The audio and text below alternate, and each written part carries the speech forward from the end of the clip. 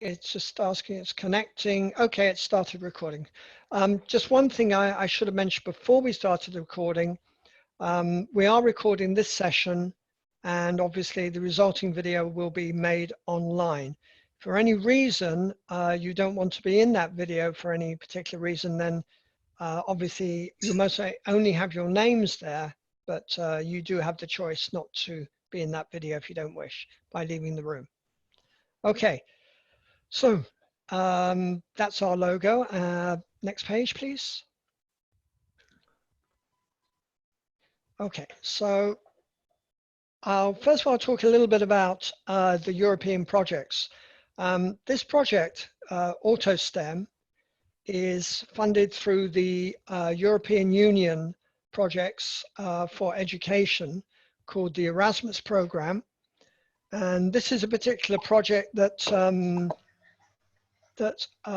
is a large-scale project involving a number, 5 partners from across Europe, and I'll detail who those partners are in a moment. But the idea of the project is to create new resources for all the schools of Europe, and in fact all the schools of the world, because resources we make are put up on the website. They are freely available, and we're going to show you those resources later. This particular project is designed for students from about 4 to 8 years old, more on the younger side. But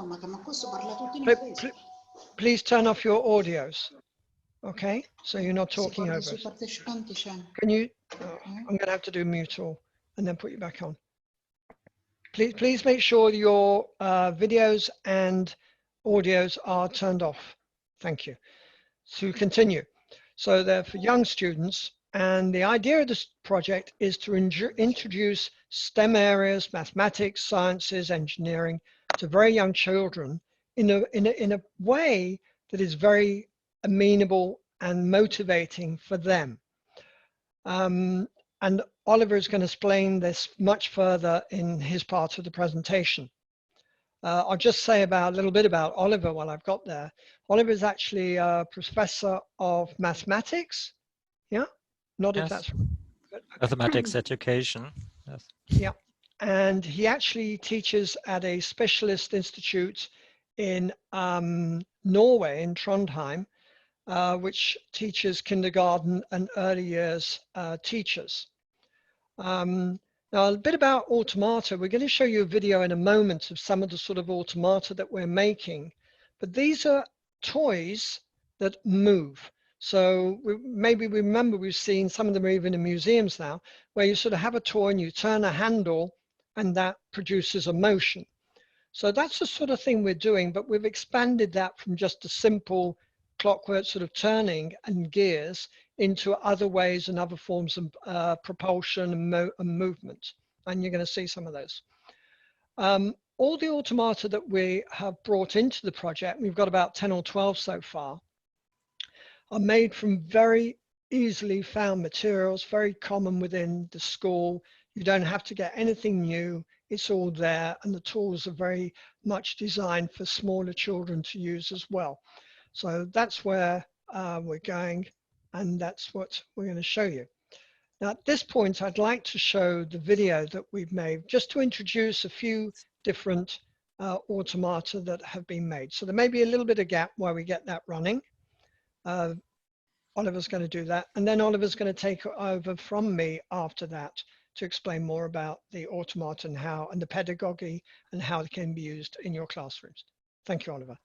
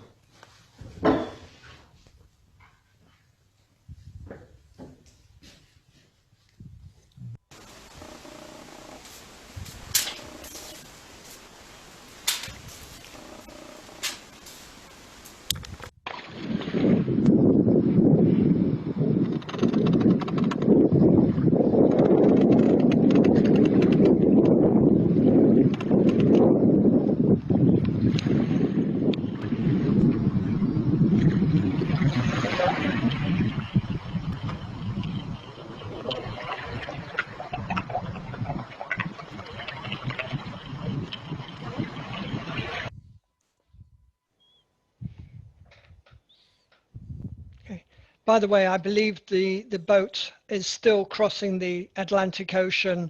Anybody who's in New York, please keep an eye out, and can you send it back? Thank you.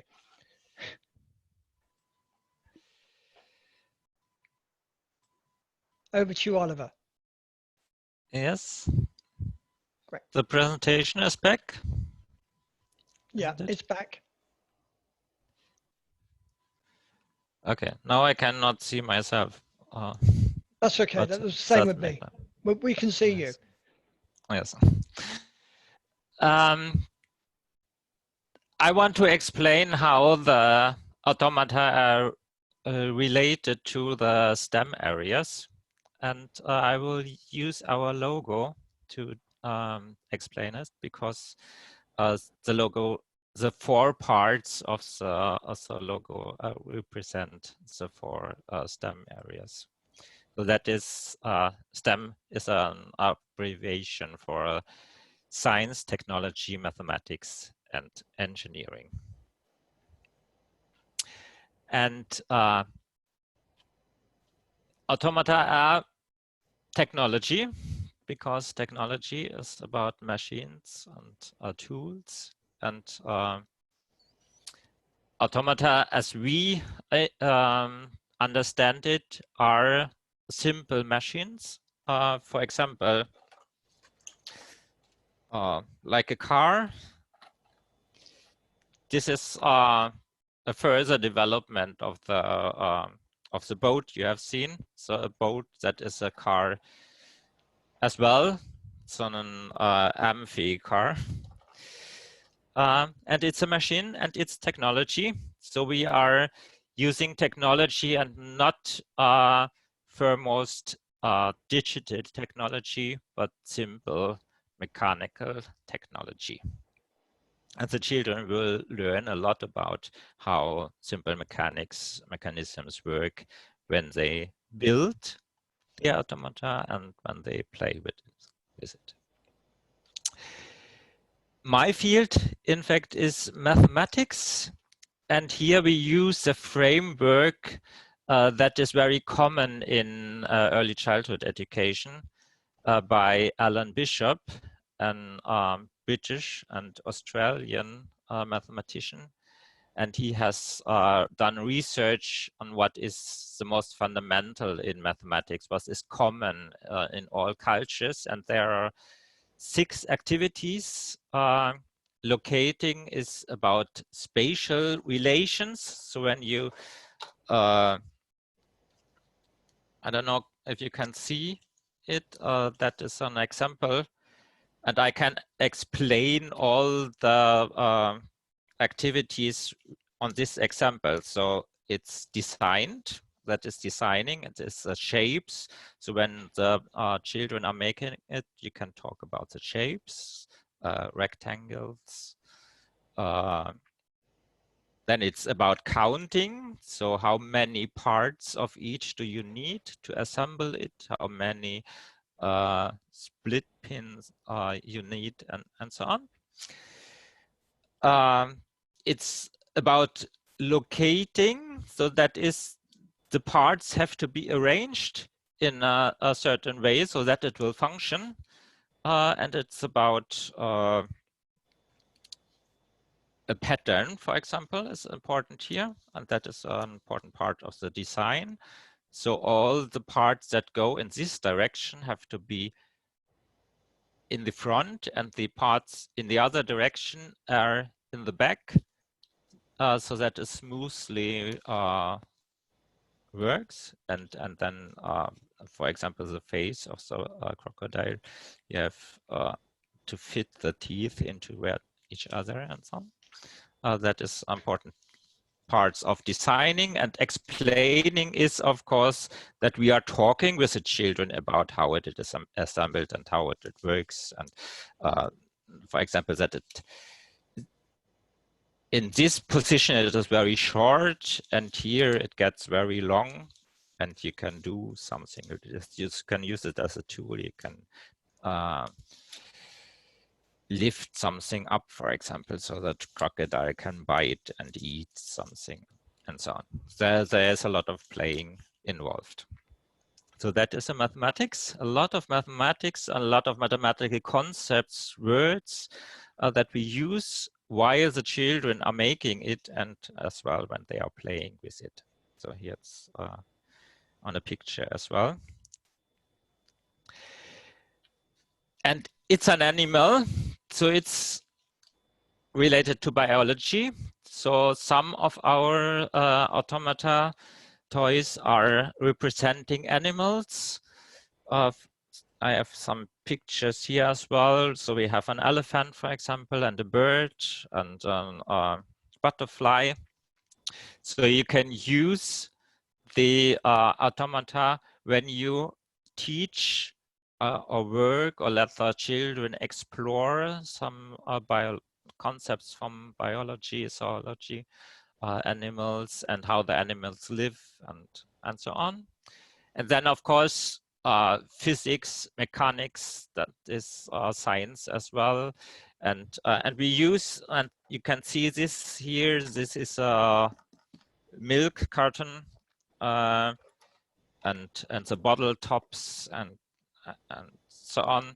So we use recycling materials. So that is about recycling and sustainability.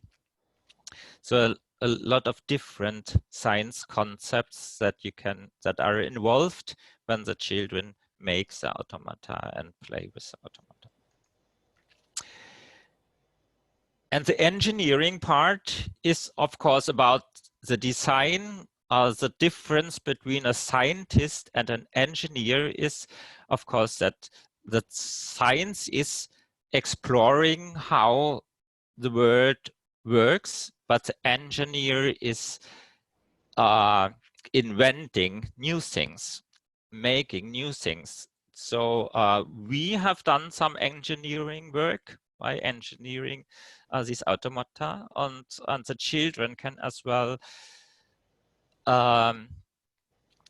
be inspired to invent their own toys, own automata that can represent cars or animals or whatever.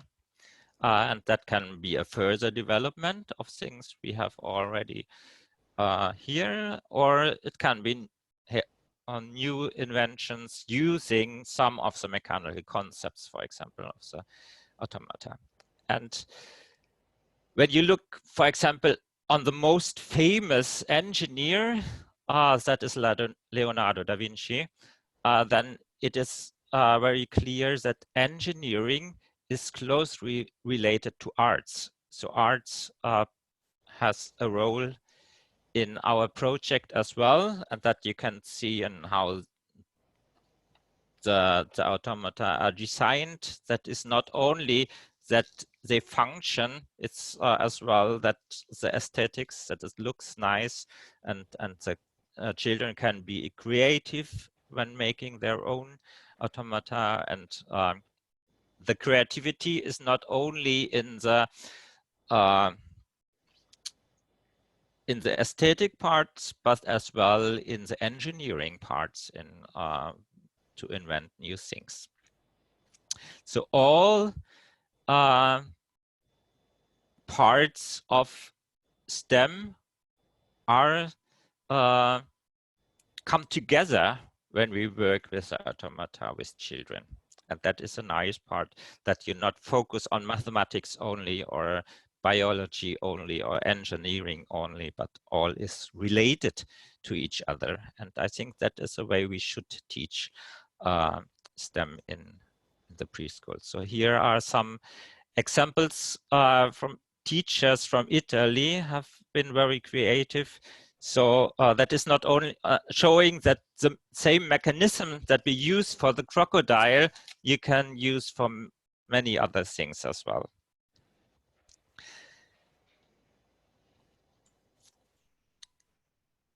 And we have asked the teachers that are involved in our projects in different countries when we make workshops with them. And we got some feedback from them. So they said that so all teachers that are involved in the project say that it is important for the children, that the children like it, that the project facilitates creativity and wonder, so that the children become curious about science concepts. They like very much that it is interdisciplinary, so that all the different fields are connected with each other.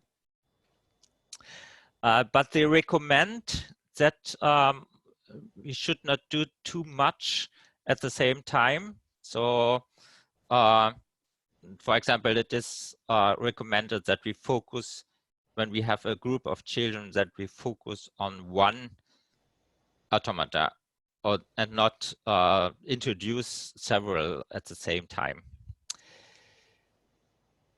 And time is needed, of course.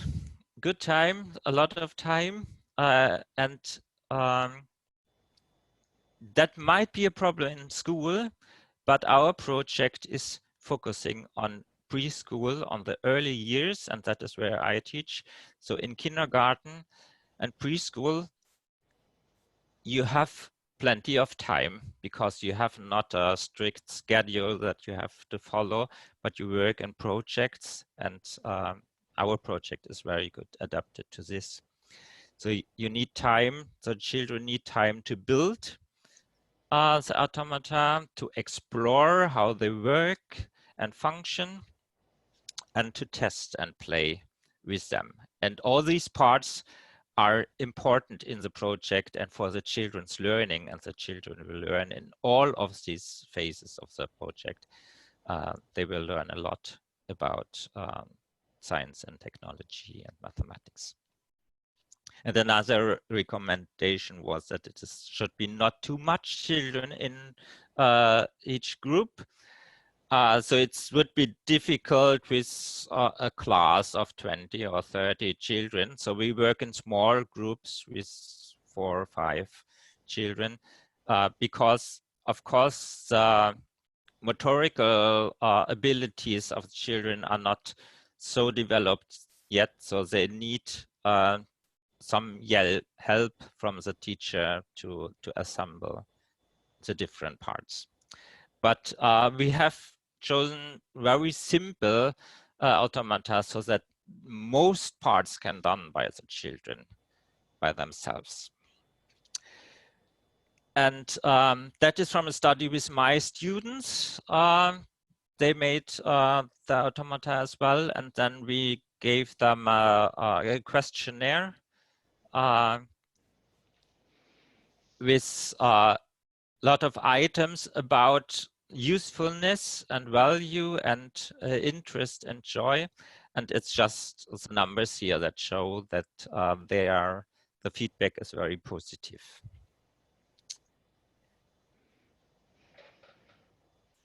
And now I want to give the word back to Joel. Okay, thank you very much, Oliver. The presentation I'm seeing is a bit fuzzy. It's not as bad as it was. I don't know what's causing it. Maybe the size of it. But I'll try and work off this screen rather than have to go to my presentation on my side. So no, now I've got a block. Okay, that maybe is a bit better. Yeah, okay, I'll work with that. Don't worry. Thank you. Okay, so the point about these European projects, particularly for people who don't live in Europe, they may not know them so much, is what we're actually doing is creating new innovative, I can't say that word, resources for all the schools of Europe. And everything that we make, we put onto our websites and onto other resource sites which are run by the European Union as free resources for teachers. There's no cost, or during the course of the project, there's no cost to actually download these resources or use these resources. After the project, we will be happy to do workshops with teachers all over the globe, providing you can pay for us to come and do it with you, and we're very happy to do that. On the website, we'll be giving you the link to the website. In fact, Oliver, can you, or somebody else from the team, can you pop the website into the chat, please? so people can see.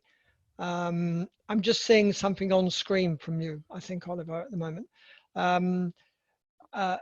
You'll find a whole list of different automata that we've made, and each of those you'll see you can open up, and in there you'll find some brief details about those particular automata, and also you'll find a theoretical and pedagogic framework that is also in the resources on the website. Finally, we have some more information about key concepts for constructing automata. That's in the teacher guides. Within each individual automata, we have a downloadable sheet, templates and videos telling you how you can make and use that automata exactly within your STEM teaching, and the children can construct that particular automata. And just so you know, we're actually just over halfway through the project, and obvious, like everything else and everybody, we've actually come to a stop because of the virus, of course, which means we can't travel and we can't meet with each other, though we are working online. We are actually expanding on ideas of scenarios that you can use to expand what you're doing with those automata. So for example, one of the scenarios we're thinking about and working on is the river, because we have birds, we have elephants, we have crocodiles. So those could come into play as an ecological way of going forward into another area and using the automata and the ideas within a biological or ecological setting. We are also producing resources for planning and reflecting on the work that you're doing with your children. They're also going to be online. And to date, we've actually got 29 videos of how to make the automata, how to use the automata, how teachers are already using them, or children are using them within their classrooms, etc., etc. So there's a lot of resources being made, and there's all going to be available, or are available already online. Next slide, please.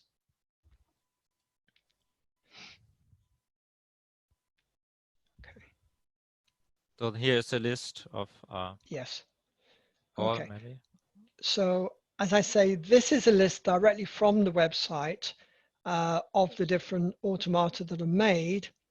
And when you open up each of those items, you'll see, it's okay, you can go forward, Oliver, it's okay. Can you go forward to the one you were on, please? Thank you. So what we've tried to do in those first, no, one back. You've gone one too far.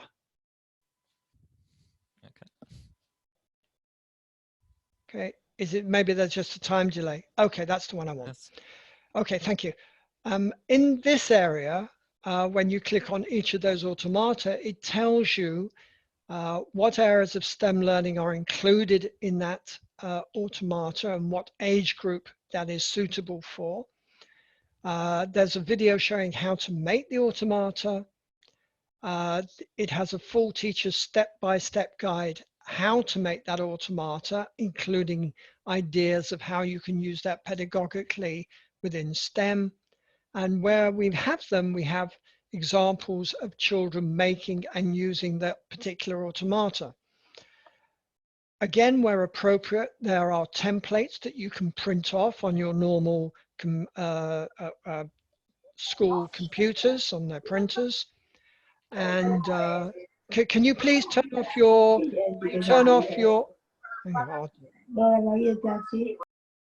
okay, that's muted, sorry about that. Okay, and there's templates that you can print off on your normal printers to actually build those automata. Next slide, please.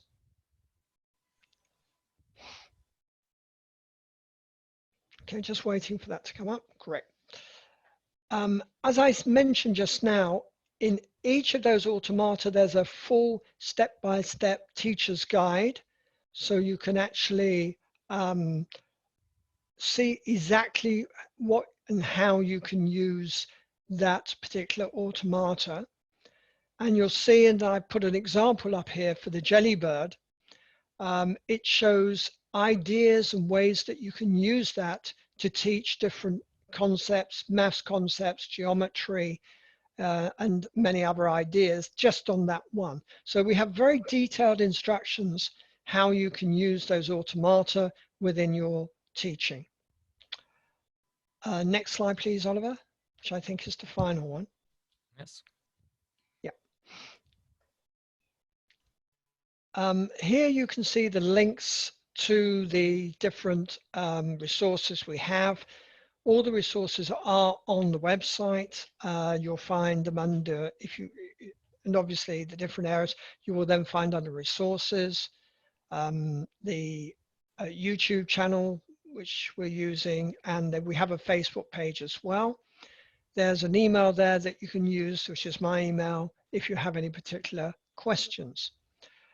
Before I go on to a question and answer session, I just want to say again that we're having a second session on April the 15th on this actual, hi Armin, we saw you briefly. Armin was one of our team members from another project. It's really nice he's joined us.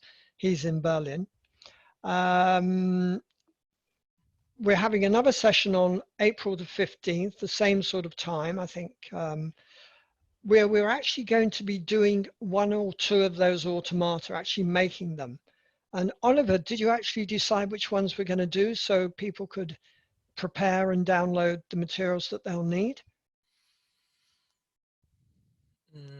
No, but we can decide now. Maybe you want to do the crocodile? Well, because we could. that is not so difficult. Okay. And it's cardboard you need and this split pins. Yeah. Does everybody know what it is? Okay. So that's the one we're going to try and make it the next one. Yeah, Oliver's trying to show the split pin. It's a little pin that opens. Lawyers used to use it to keep papers together, but they work very well in this context. If you'd like to join that session and like to try actually to make this particular automata, then you will find the instructions what you need to do to prepare for that actually online on the website. What do we call it? Just the crocodile? I can't remember. Is it the laughing? No, it's the snapping. The snapping crocodile. That's it. The snapping crocodile. Thank you. I know a joke about that. I'd like a crocodile sandwich, but make it snappy. Don't laugh. Okay, so now it's your turn. If you could please, if you have any questions you'd like to ask, do please write into the chat down at the bottom there, and we'll do our best to answer any questions or points you'd like to bring up. I haven't used Zoom before, so I don't know if we know that you're actually writing. So just go for it.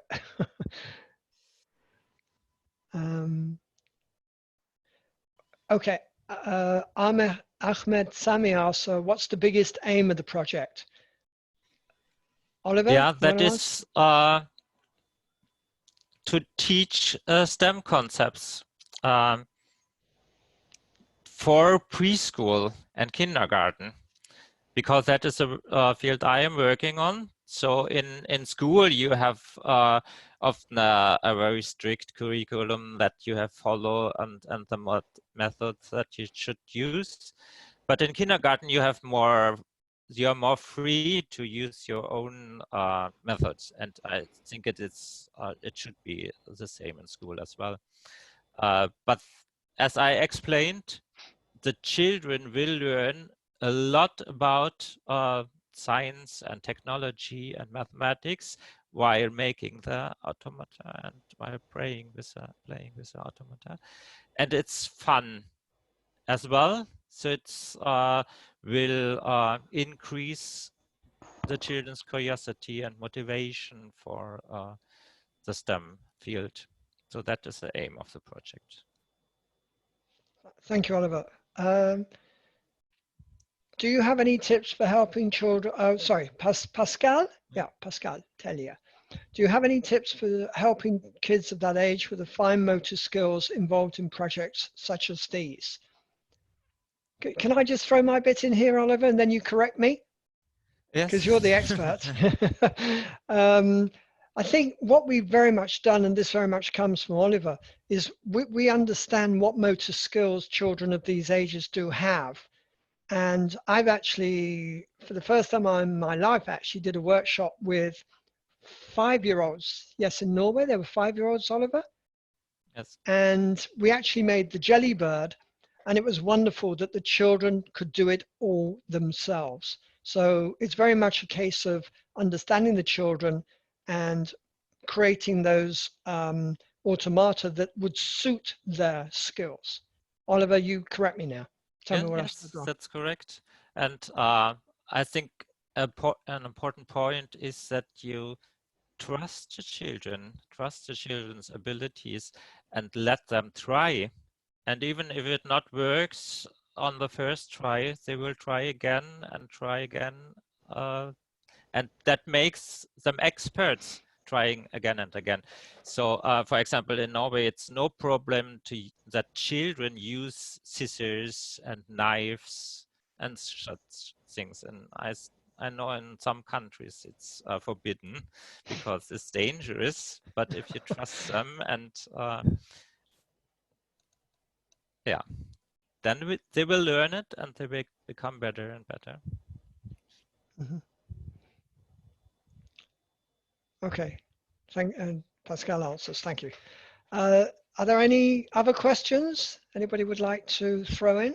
Or have we been such brilliant presenters that we've answered every possible thing that you want? I think that's true, Oliver. Okay.